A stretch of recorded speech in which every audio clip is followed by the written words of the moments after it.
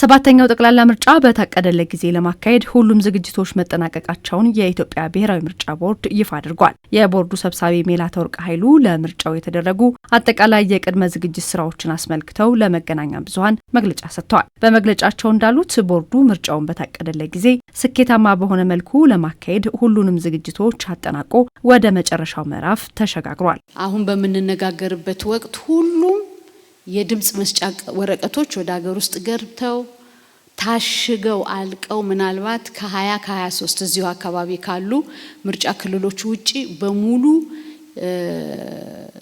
የምርጫ ቁሳቁሶች ታሽገው ትራንስፖርት ተደርገው ወደ ምርጫ ክልሎች ተልከዋል። ስለዚህ ወደ ምርጫ ክልል ከደረሱ በኋላ ደግሞ ከምርጫ ክልል ወደ ምርጫ ጣቢያ የሚሰራጩበት የራሱ በሕግ የተቀመጠ ፒሪየድ አለ። ከድምጽ መስጫው ቀን 2 ቀን በፊት ወደ ምርጫ ጣቢያ ስለማይሄዱ በዚህ ጊዜ በጣም ከፍተኛ ቁጥር ያለው የምርጫ ቁሳቁስ ኦሬዲ ምርጫ ክልል ላይ ደርሰዋል። ስለዚህ በቀሩን 2 እና 4 ቀናቶች ውስጥ ሕጉን ጠብቆ ወደ ምርጫ ጣቢያ የሚሰራጭ ይሆናል። ቦርዱ ከፖለቲካ ወገንተኝነት ነጻ የሆኑ አካላትን በመመደብ በሂደቱ ላይ ያሉ የተነሱ ቅሬታዎችን በገለልተኝነት ሲያስተናግድ መቆየቱን አንስተዋል። ጥያቄ ያላቸው፣ ቅሬታ ያላቸው ወይም ተጨማሪ ምርመራ እንዲደረግ የሚፈልጉ በሚል ቦርዱ በ2 በ3 ዙር ከፖለቲካ ፓርቲዎች ጋራ ውይይት ካደረገ በኋላ ወደ 9 ቡድን አደራጅቶ በኦሮሚያ፣ በአማራ፣ በማዕከላዊ ኢትዮጵያ፣ በቤንሻንጉል ጉሙዝ በእነዚህ አካባቢዎች የማጣራት ስራ የሚሰራ የፖለቲካ ፓርቲዎች፣ የሲቪል ማህበረሰብ ድርጅቶች ያሉበት ቦርዱ ባለሙያዎች ደግሞ በማስተባበር ደረጃ